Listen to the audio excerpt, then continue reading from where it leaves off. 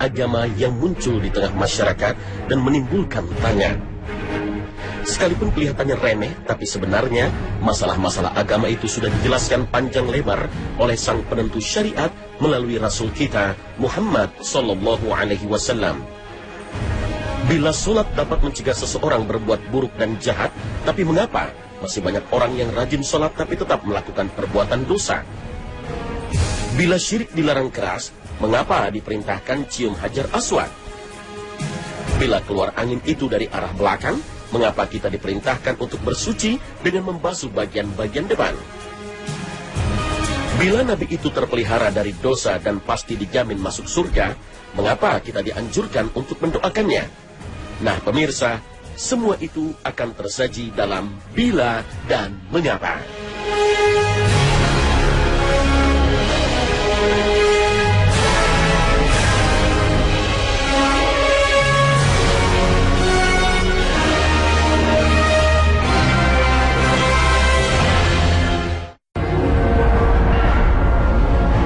Assalamualaikum warahmatullahi wabarakatuh. Pemirsa, bila Nabi sudah dipastikan selamat di akhirat, mengapa kita harus mendoakannya dengan cara bersolawat? Apakah beliau berdosa? Jika ada pertanyaan seperti ini, kita bisa balik bertanya. Orang muslim ketika menyebutkan setan atau orang kafir juga biasa menambahnya dengan ungkapan laknatullah alaih, yang artinya semoga dilaknat oleh Allah. Apakah ungkapan seperti itu menunjukkan bahwa setan bersih dari dosa? Tentu saja tidak. Bagi orang Islam, saling mendoakan satu sama lain adalah hal yang sangat lumrah dan telah menjadi syiar agama. Salam yang kita sampaikan kepada orang yang bertemu dengan kita pun maknanya adalah doa.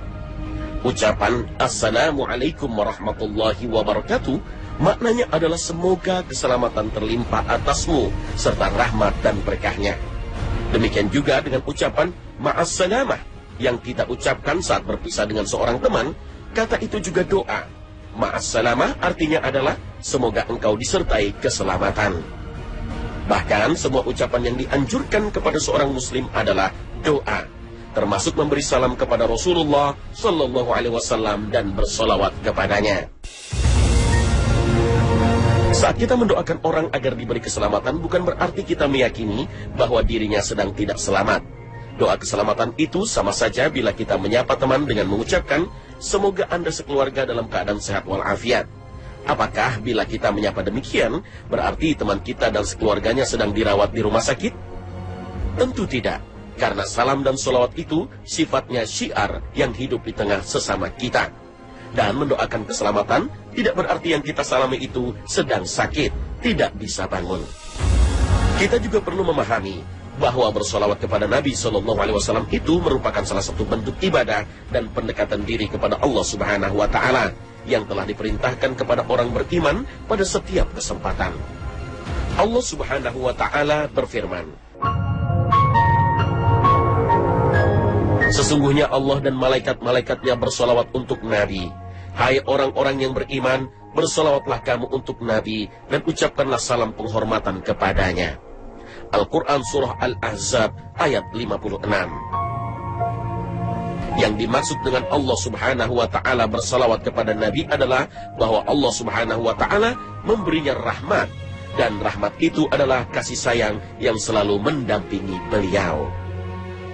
Sedangkan makna para malaikat bersolawat kepada Nabi adalah memintakan ampunan. Meskipun yang dimintai ampunan sudah tidak punya dosa, lantaran para nabi adalah orang-orang yang maksum atau terpelihara dari dosa. Dan hal ini tidak perlu dipertanyakan, sebab Rasulullah SAW sendiri setiap hari meminta ampun kepada Allah Subhanahu wa Ta'ala 100 kali. Ketika para sahabat menanyakannya, beliau hanya menjawab, tidak bolehkah aku menjadi hamba yang bersyukur? Sedangkan solawat orang mukmin adalah doa. Rasulullah SAW juga menganjurkan kepada umatnya untuk selalu bersolawat, sembari menjelaskan pahala besar yang akan didapat oleh orang yang bersolawat. Di antaranya adalah sabda beliau, barang siapa yang bersolawat kepadaku sekali, maka Allah akan bersolawat kepadanya 10 kali. Hadis riwayat Muslim dan Abu Hurairah. Di dalam kesempatan lain beliau juga bersabda, barang siapa yang bersolawat kepadaku sekali, maka Allah akan bersolawat kepadanya 10. akan dihapuskan darinya 10 kesalahan dan dia akan diangkat 10 derajat. Hadis riwayat An-Nasa'i dari Anas bin Malik. Sebagai bentuk ibadah yang diperintahkan oleh Allah Subhanahu wa Ta'ala, tentunya harus kita taati dengan penuh keikhlasan agar kita mendapatkan pahala dan ganjaran yang berlipat ganda dari Allah Subhanahu wa Ta'ala sebagaimana yang dijanjikannya. Jadi sebagai bentuk ibadah dan pendekatan diri kepada Allah Subhanahu wa Ta'ala, manfaat solawat bukan hanya untuk Nabi Shallallahu Alaihi Wasallam saja, tetapi juga bagi orang yang bersolawat. Bahkan orang yang bersolawat akan mendapatkan lebih banyak, yaitu 10. Di samping itu, Nabi Shallallahu Alaihi Wasallam diutus oleh Allah Subhanahu wa Ta'ala kepada umat manusia sebagai rahmat dan pembawa hidayah yang menunjukkan kepada manusia jalan menuju Allah Subhanahu wa Ta'ala, serta menyelamatkan mereka dari kegelapan jahiliyah menuju cahaya Islam. Oleh karena itu, tentunya Nabi punya jasa yang sangat besar bagi umat manusia, sehingga sudah sepantasnya mendapatkan ucapan terima kasih dan ungkapan itu berbentuk sholawat. Jika seseorang selalu menyebut-nyebut orang yang berjasa kepadanya dalam urusan dunia, misalnya guru yang mengajarkannya ilmu, dokter yang menyembuhkan penyakitnya atas izin Allah Subhanahu wa Ta'ala, atau dermawan yang membantunya ketika dalam kesulitan, adalah sangat wajar. Apalagi kepada seorang nabi utusan Allah Subhanahu wa Ta'ala, tentu lebih layak, karena jasa Nabi Shallallahu Alaihi Wasallam lebih besar dan lebih mulia dari semua itu. Maka sudah seharusnya kita selalu bersolawat kepada Nabi Shallallahu Alaihi Wasallam di setiap kesempatan. Semoga kita termasuk orang yang selalu bersolawat dan salam kepada junjungan kita Nabi Muhammad Shallallahu Alaihi Wasallam, sehingga Allah Subhanahu Wa Taala juga selalu bersolawat untuk kita, menghapuskan segala kesalahan kita dan meninggikan derajat kita. Amin. Moga dilaknat oleh Allah. Apakah ungkapan seperti itu menunjukkan bahwa setan bersih dari dosa? Tentu saja tidak. Bagi orang Islam, saling mendoakan satu sama lain adalah hal yang sangat lumrah dan telah menjadi syiar agama. Salam yang kita sampaikan kepada orang yang bertemu dengan kita pun maknanya adalah doa. Ucapan Assalamualaikum warahmatullahi wabarakatuh maknanya adalah semoga keselamatan terlimpah atasmu serta rahmat dan berkahnya. Demikian juga dengan ucapan Ma'assalamah yang kita ucapkan saat berpisah dengan seorang teman, kata itu juga doa. Ma'assalamah artinya adalah semoga engkau disertai keselamatan. Bahkan semua ucapan yang dianjurkan kepada seorang muslim adalah doa, termasuk memberi salam kepada Rasulullah Sallallahu Alaihi Wasallam dan bersolawat kepadanya. Saat kita mendoakan orang agar diberi keselamatan, bukan berarti kita meyakini bahwa dirinya sedang tidak selamat. Doa keselamatan itu sama saja bila kita menyapa teman dengan mengucapkan, semoga Anda sekeluarga dalam keadaan sehat walafiat. Apakah bila kita menyapa demikian, berarti teman kita dan sekeluarganya sedang dirawat di rumah sakit? Tentu tidak, karena salam dan sholawat itu sifatnya syiar yang hidup di tengah sesama kita. Dan mendoakan keselamatan tidak berarti yang kita salami itu sedang sakit, tidak bisa bangun. Kita juga perlu memahami bahwa bersolawat kepada Nabi Shallallahu Alaihi Wasallam itu merupakan salah satu bentuk ibadah dan pendekatan diri kepada Allah Subhanahu Wa Taala yang telah diperintahkan kepada orang beriman pada setiap kesempatan. Allah Subhanahu Wa Taala berfirman, sesungguhnya Allah dan malaikat-malaikatnya bersolawat untuk Nabi. Hai orang-orang yang beriman, bersolawatlah kamu untuk Nabi dan ucapkanlah salam penghormatan kepadanya. Al-Quran Surah Al-Ahzab ayat 56. Yang dimaksud dengan Allah Subhanahu Wa Ta'ala bersalawat kepada Nabi adalah bahwa Allah Subhanahu Wa Ta'ala memberinya rahmat, dan rahmat itu adalah kasih sayang yang selalu mendampingi beliau. Sedangkan makna para malaikat bersalawat kepada Nabi adalah memintakan ampunan. Meskipun yang dimintai ampunan sudah tidak punya dosa, lantaran para nabi adalah orang-orang yang maksum atau terpelihara dari dosa. Dan hal ini tidak perlu dipertanyakan, sebab Rasulullah SAW sendiri setiap hari meminta ampun kepada Allah Subhanahu Wa Taala 100 kali. Ketika para sahabat menanyakannya, beliau hanya menjawab, tidak bolehkah aku menjadi hamba yang bersyukur? Sedangkan sholawat orang mukmin adalah doa.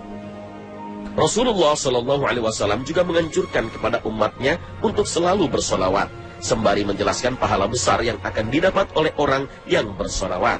Di antaranya adalah sabda beliau, barang siapa yang bersolawat kepadaku sekali, maka Allah akan bersolawat kepadanya 10 kali. Hadis riwayat Muslim dan Abu Hurairah.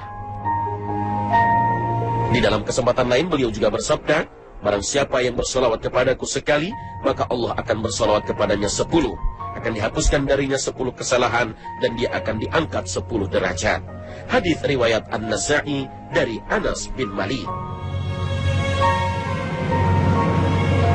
Sebagai bentuk ibadah yang diperintahkan oleh Allah Subhanahu wa Ta'ala, tentunya harus kita taati dengan penuh keikhlasan agar kita mendapatkan pahala dan ganjaran yang berlipat ganda dari Allah Subhanahu wa Ta'ala sebagaimana yang dijanjikannya.